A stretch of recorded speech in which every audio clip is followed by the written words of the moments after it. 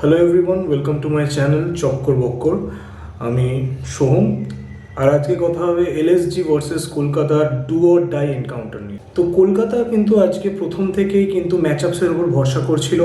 অনুকূল রয়কে over দিয়েছিল, KL রাহুলের এগেনস্টে লেফট আর্ম স্পিনাররা ভালো রেকর্ড আছে সেই জন্য। অ্যান্ড টু বি অনেস্ট, অনুকূল রয় মোটামুটি ভালো কিন্তু বল করেছিল অ্যাজ আ ফিঙ্গার স্পিনার। কয়েকটা ইয়র্কারও করেছিল। হ্যাঁ, অবভিয়াসলি একটা দুটো মার তো খাবেই পাওয়ার প্লেতে। অ্যাজ আ স্পিনার তুমি কিন্তু বল করাটা খুবই টাফ স্পিনারদের জন্য, স্পেশালি দিল্লির যেরকম ছোট্ট একটা গ্রাউন্ড, মানে একটুখানি টপকে দিলেই তোমার বাউন্ডারি 6 হয়ে যায়। আমরা আরেকটা জিনিস যেটা দেখলাম সেটা হচ্ছে কেকেআর কিন্তু 3টে ওভার করলো পাওয়ার প্লের মধ্যে। ঠিক আছে, আমার মনে হচ্ছে যে মোর দ্যান দ্য ম্যাচ আপস ভেবো বড়রা যাতে না এক্সপোজ হয়ে যায় সেই জন্যই হয়তো তাকে রিজার্ভ করে রাখার চেষ্টা করা হয়েছে। কেকেআর এর ফিল্ডিং মোটামুটি ভালো হয়েছিল, কিন্তু অনুকূল রয় অ্যাজ আ ফিল্ডার কিন্তু খুব খুব নিরাশ করেছে। একটা ভালো ক্যাচ ধরেছে, কিন্তু তাছাড়া কিন্তু গ্রাউন্ড ফিল্ডিং অনুকূল রয়ের আপ টু দ্য মার্ক নয়। এবার যদি কেএল রাহুলের উইকেটের কথায় আসি, কেএল রাহুল, বিরাট কোহলি এদের মতো ব্যাটসম্যান যারা টিমকে একটা সলিডিটি প্রোভাইড করে, আমার মনে হয় যে এদের মতো ব্যাটসম্যান এরা যদি 150 স্ট্রাইক রেটেও ভালো পিচে 150 স্ট্রাইক রেটেও যদি কিন্তু এরা একটা অ্যাঙ্কার ইনিংস খেলে, আমার মনে হয় যে স্ট্যাটিস্টিক্যালি দেখা যাচ্ছে যে আরসিবি আর ডিসি এরা কিন্তু রেসপেক্টিভলি এদের কিন্তু উইন পার্সেন্টেজ অনেকটা বেড়ে যায়। আর সেখানেই আমার মনে হয় যে কেএল রাহুলকে কিন্তু নিজের উইকেটটা ধরে খেলতে হতো, যেটা কিন্তু কেএল রাহুল করতে ব্যর্থ হয়। তারপরেও ভেবো বড়রা ওভার পায়, কিন্তু ভেবো বড়রার বোলিং আমার খুব একটা ইমপ্রেসিভ লাগেনি। বেশ কয়েকবার drifting down the leg side চলে যায়। বরুণ চক্রবর্তীর ওভার কিন্তু খুব সুন্দর বেরোয়, বরুণ চক্রবর্তীকে কিন্তু খুব সুন্দর ছন্দে লাগছে।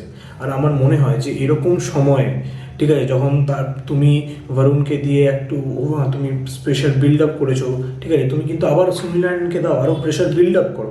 এরকম সময় আমার মনে হলো যে ক্যামেরন গ্রিনকে যে তুমি ওভারটা দিয়েছো, দিল্লি ক্যাপিটালাইজ করতে গিয়ে আউট হয়ে যায়, নীতিশ রানা আউট হয়ে যায়। আর হাইন্ড সাইডে দেখতে গেলে সেইটা ভালো একটা ডিসিশনই টার্ন আউট করে। কিন্তু আমার মনে হয় যে দেখো, ক্যামেরন গ্রিনকে তুমি বল দিচ্ছ, ভালো ব্যাটিং টিম, তারা কিন্তু অ্যাটাক করবে ক্যামেরন গ্রিনকে, আর সেখান থেকে কিন্তু মোমেন্টাম চলে আসতে পারে, যেটা আমরা আগের ম্যাচে দেখলাম। মিচ মার্শ শেপার্ডকে যেভাবে মারলো আর তারপরে মোমেন্টামটা যেভাবে শিফট করে গেল। সমীর রিজভি তো না সুনীল নারায়ণকে পিক করতে পারছিল আর না বরুণ চক্রবর্তীকে পিক করতে পারছিল। কখনো খুব ফ্রন্টে গিয়ে খেলার চেষ্টা করছিল, সেখানে বিট খাচ্ছিল। ফ্রন্টের বলটাকে, সামনের বলটাকে পিছনে এসে খেলার চেষ্টা করছিল, সেখানেও মানে বিট করছিল।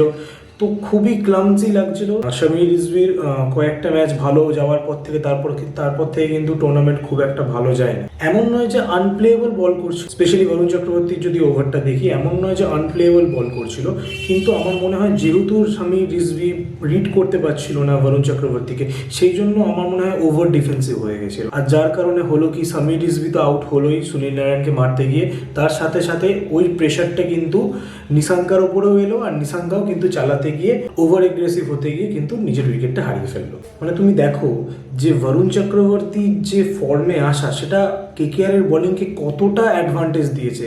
মানে 7 থেকে 16 ওভার ওই যে প্যাসেজ অফ প্লে, ওই সময় কেকেআরকে মানে পুরো অন্য একটা টিম লাগছে বরুণ চক্রবর্তী ফর্মে আসার পর। স্টাবসের উইকেটটা খুবই ভাইটাল ছিল, কারণ তথাকথিতভাবে স্টাবস স্পিনের খুব ভালো প্লেয়ার। আমি জানি না যে সামনের বলটা তুমি ওরকম ব্যাকফুটে গিয়ে কেন খেলতে গিয়ে আউট হয়ে যাওয়ার পরে তারপরে কিন্তু দিল্লি পুরো আমার মনে হয় একটা মানসিক ব্যাটেলের মধ্যে দিয়ে যাচ্ছিল। হ্যাঁ, আর তাদের জন্য তারা খুবই ডিফেন্সিভ হয়ে গেল, খুব শেলের মধ্যে চলে গেল।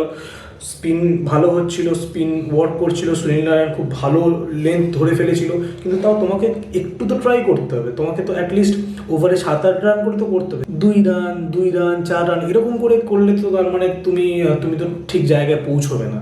ঠিক আছে, কারণ খেলা এখন অনেকটা অ্যাডভান্স হয়ে গেছে, ব্যাটসম্যানরা অনেক ইভলভ করে গেছে। তুমি 140-50 করে কিন্তু তুমি ম্যাচ আটকাতে পারবে না, ইউ ক্যান নট ডিফেন্ড ইট। অক্ষর প্যাটেলস পুয়ার রান কন্টিনিউস। আজকে 22 বলে মাত্র 11 রান করেছে। আশুতোষ কিংবা অনেকগুলো বল ডিফেন্স খেলার পরে আস্তে আস্তে নিজেকে ভাঙার চেষ্টা করেছিল। He tried to break this tackle. Vaibhav অরোরার যে ওভারটা ছিল সেখানে যেভাবে মাইন্ড গেমস খেলছিল, যেভাবে রুম বানিয়ে, ঠিক আছে, অফ স্টাম্পে উঠে গিয়ে তারপর রিভার্স করে মার্চ, অ্যাটলিস্ট একটা কন্টেস্ট দেখতে পাচ্ছিলাম। বরুণ চক্রবর্তী লাস্ট ওভারটাকেও অ্যাটাক করেছিল আশুতোষ শর্মা, কিন্তু তারপরে একবার যখন আশুতোষ শর্মা যখন আউট হয়ে গেল তারপরে আর মানে সেরকম চ্যালেঞ্জ দেওয়ার মতো কেউ ছিল না। হ্যাঁ, মোটামুটি খেলাটা অনেকটা বোরিং জায়গায় চলে যাচ্ছিল। আর টু বি অনেস্ট আমার তো একটুখানি ঘুমও পেয়ে গেছিলো আর আমি ঘুমিয়েও পড়েছিলাম। ঘুম থেকে উঠে দেখি যে কেকেআর এর 2 উইকেট পড়ে গেছে। And to make things even more surprising, Finn Allen সে নাকি ধরে ধরে খেলছে, ডিফেন্সিভ শট খেলছে। আজকে ভিভরাজকে ভালো বল করতে হতো পুরো টুর্নামেন্ট জুড়ে, না তো ভিভরাজ চলেছে না কুলদীপ যাদব চলেছে, আর আজকেও দুজন সেইভাবে মেলে ধরতে পারেনি। প্রথম 2 উইকেট যাওয়ার পরে তারপরে আর সেভাবে অ্যাটাক করতে পারেনি। ভিভরাজ এরকম বোলিং করছিল যে একটা শট হয়ে গেল প্রচণ্ড, তারপরে কম্পেনসেট করার জন্য একদম স্লটে বল দিয়ে দিল। তো ফিন অ্যালেন কিন্তু আজকে স্পিনারদের থেকে কিন্তু খুব স্লটে বল পেয়েছে আর খুব ভালোভাবে ক্যাপিটালাইজ করেছে। আজকে কিন্তু ফিন অ্যালেনকে নিয়ে অনেক কথা বলা উচিত, কারণ ফিন অ্যালেনের এই যে ইনিংসটা আছে তার কিন্তু গুণগত মান প্রচণ্ড বেশি। ঠিক আছে, সে আজকে যেভাবে ম্যাচুরিটির সাথে ব্যাটিং করেছে, এটা কিন্তু কেকেআরের ব্যাটিং অর্ডারটাকে কিন্তু খুব ভরসা দেবে যে আচ্ছা একটা পাওয়ার হিটার সে নিজের গেমটাকে একটু ট্রান্সফর্ম করে কিন্তু একটা খুব ম্যাচিওর ইনিংস খেলেছে। So kudos to you Finn Allen. Axar Patel নিজের ঘাড়ে দায়িত্ব নিয়ে বল করার চেষ্টা করছিল। পাওয়ার প্লের পরে একটা ওভার গিয়েছিল, সেখানে ভালো করে প্রেশারে রাখার চেষ্টাও করেছিল, 4টে ডট বল করেছিল যতদূর সম্ভব, কিন্তু it was too little too late I would say. Wicket তুমি যদি না তোলো এরকম একটা রান চেসে, তাহলে কিন্তু তুমি আটকাতে পারবে না। You need wickets. আর দিল্লি এতটাই রান কম করেছিল যে সেখানে খুব রিস্কি শট খেলার দরকার ছিল না কাউকেই। আর আমি বলবো যে কুলদীপ যাদব কিন্তু প্রচণ্ড শর্ট বল করেছে। কুলদীপ যাদব, রিভরাজ সিং দুজনই কিন্তু প্রচণ্ড শর্ট বল করেছে, আর ইটস রিয়েলি ডিসঅ্যাপয়েন্টিং। যাই হোক, শেষের দিকে মোটামুটি অ্যালেন ঝড়ে রিস্ট স্পিনার বলো, ডিসি ক্যাপিটালস বলো, সবাই ঘুরে ছারখার হয়ে গেছে। আর এখন কেকেআর এর যে গাড়ি আছে সেটা এখন দৌড়চ্ছে। কেকেআর এর গাড়িকে এখন থামানো খুব মুশকিল। 4 wins out of 4, they are looking solid. ওদের ফাউন্ডেশন, প্রত্যেকটা ম্যাচের ফাউন্ডেশন খুব ভালো। প্রথমে বল করে স্পিনার্সরা ভালোভাবে রেস্ট্রিক্ট করছে, আর তারপরে কিন্তু ব্যাটার্সরা এসে ম্যাচটাকে ফিনিশ করছে। তো it's really a good thing. খালি এইটাই দেখার বিষয় যে কেকেআর যদি আগে ব্যাটিং করে তারা কিভাবে টোটাল সেট করে, এটাই কিন্তু দেখার বিষয়। অ্যাপার্ট ফ্রম দ্যাট, কলকাতার ফ্যান্সরা আমার মনে হচ্ছে খুবই হ্যাপি হবে যে ফাইনালি তাদের প্রিয় দল কিন্তু ফর্মে এসে গেছে। আর the rest of the IPL teams, they should be worried about KKR's spin attack.